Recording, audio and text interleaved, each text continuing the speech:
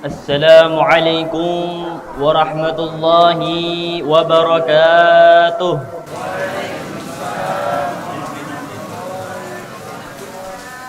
Alhamdulillah wassalatu wassalamu ala Rasulillah Sayyidina Muhammad bin Abdullah wa ala alihi wa sahbihi wa man walah wa la hawla wa la quwwata illa billah. Amma ba'd. Hadratal Mukarramin yang saya hormati, para alim ulama, para kiai, para asatid, para tengku-tengku, dan juga wabil khusus guru kita bersama Kiai Haji Lutfi Basari, dan juga Tengku Zamzam, dan juga Tengku Munir, dan juga tengku-tengku yang lainnya yang tidak bisa saya sebutkan satu persatu tanpa mengurangi rasa takdim saya, tanpa mengurangi rasa hormat saya kepada beliau semua. Mudah-mudahan Allah Subhanahu wa taala melancarkan segala urusan beliau. Mudah-mudahan Allah Subhanahu wa taala memanjangkan usia beliau, dan mudah-mudahan Allah Subhanahu wa taala membuka pintu rezeki beliau. Amin amin ya rabbal alamin. Alhamdulillah, patutlah kita bersyukur kepada Allah Subhanahu wa taala yang telah memberikan kenikmatan sehat, iman dan Islam sehingga kita dapat berkumpul di tempat yang penuh barakah ini. Dan tak lupa pula salawat ma'as salam mari kita haturkan kepada junjungan kita, Nabi besar kita, suri tauladan kita, yakni baginda Nabi besar Muhammad sallallahu alaihi wasallam. Mudah-mudahan kelak di padang mahsyar nanti kita diberi syafaatnya beliau. Amin amin ya rabbal alamin. Hadirin hadirat yang dirahmati Allah Subhanahu wa taala, di akhir zaman ini telah nampak banyak sekali fitnah-fitnah. Telah nampak banyak sekali bid'ah-bid'ah, orang yang membid'ahkan, bahkan pelaku bid'ah juga. Dan juga telah nampak di akhir zaman ini orang-orang yang mencaci sahabat Nabi Muhammad sallallahu alaihi wasallam. Maka kalau kita telusuri siapa pelopornya, mereka adalah orang-orang kafir. Dan itu juga telah dijelaskan dalam Al-Qur'an. Allah Subhanahu wa taala berfirman, "Walan tarda 'ankal yahudu walan nasara hatta tattabi'a millatahum." Orang-orang Yahudi, orang-orang Nasrani, mereka itu tidak akan pernah ridha kepada umat Islam, yakni mereka akan terus menyerang umat Islam sehingga umat Islam itu akan mengikuti milah mereka, sehingga umat Islam itu mengikuti agama mereka. Sehingga kalau umat Islam ini sudah mengikuti milah mereka, mengikuti adat mereka, yakni orang-orang kafir, baru mereka tidak menyerang umat Islam. Akan tetapi selagi umat Islam ini masih beribadah kepada Allah, selagi umat Islam ini masih berkumpul untuk menyembah Allah Subhanahu wa taala, maka mereka orang-orang kafir seperti Yahudi dan Nasrani, mereka akan terus menyerang umat Islam. Dan mereka orang-orang Yahudi, orang Nasrani, mereka menyerang umat Islam dengan berbagai macam strategi. Di antaranya kalau kita ingin tahu strategi-strategi orang-orang kafir, strategi-strategi Yahudi dan Nasrani, bisa dilihat dalam buku Musuh Besar Umat Islam, karangan guru saya pribadi yakni Kiai Haji Lutfi Basari. Di situ sudah dijelaskan secara gamblang bagaimana strategi-strategi orang-orang kafir di dalam menyerang umat Islam. Di antaranya di dalam buku tersebut ada 4 F. Ada 4 F. Apa itu 4 F? Yani 4 yang F-nya depannya F. Di antaranya adalah fight. Apa itu fight? Fight adalah keyakinan.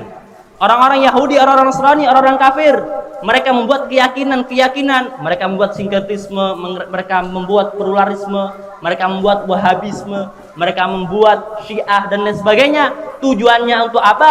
Tujuannya untuk menyerang umat Islam. Tujuannya untuk umat Islam itu tidak ingat kepada Allah. Tujuannya umat Islam agar lemah imannya. Maka juga strategi orang-orang kafir ada 4S. Di antara 4S adalah sing.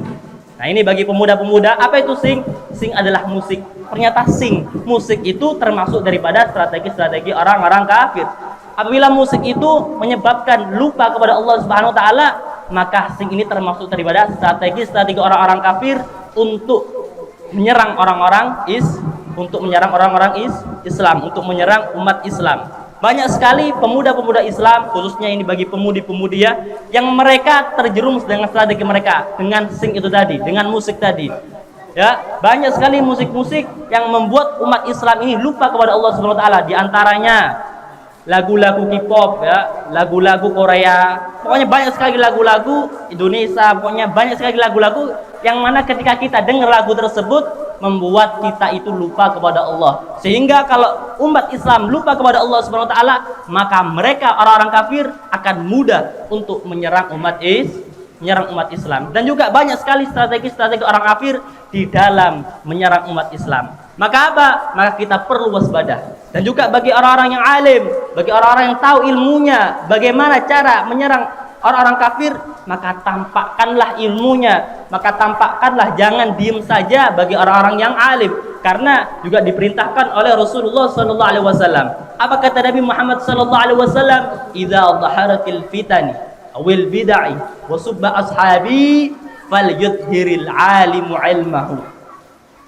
Kata Nabi Muhammad sallallahu alaihi wasallam, apabila telah nampak fitnah-fitnah, telah nampak subba ashabi, yakni mencaci maki sahabat, kata Nabi Muhammad sallallahu alaihi wasallam, yakni orang-orang Syiah, maka falyudhhiril alimu ilmahu, maka bagi orang-orang yang alim, bagi orang-orang yang tahu ilmunya, hendaklah tampakkanlah ilmunya. Jangan diem saja. Ketika sudah banyak sekali penyelewengan terhadap umat Islam, maka bagi orang yang alim, bagi ustadz-ustadz, bagi tengku-tengku, harus menyerang mereka, harus menyampaikan kebenaran kepada orang-orang kafir, kepada umat Islam juga. Maka apabila orang-orang Islam, yakni tengku-tengku ataupun ustadz-ustadz, orang alim itu diem ketika banyak sekali penyelewengan kepada umat Islam, maka Nabi Muhammad SAW melanjutkan. Apa kata Nabi? Fa'alaihi la'natullah wal malaikah wan nasi ajmain. Maka Allah Subhanahu wa taala akan melaknat orang-orang yang alim tersebut yang diem terhadap penyelewengan kepada ajaran Islam.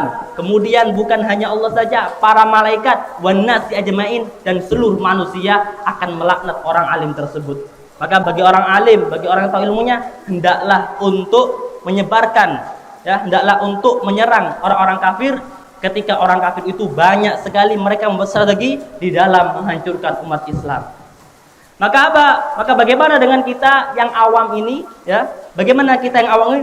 Maka hendaklah bagi kita, bagi saya pribadi sebagai orang yang awam, hendaklah ikutilah ulama yang lurus.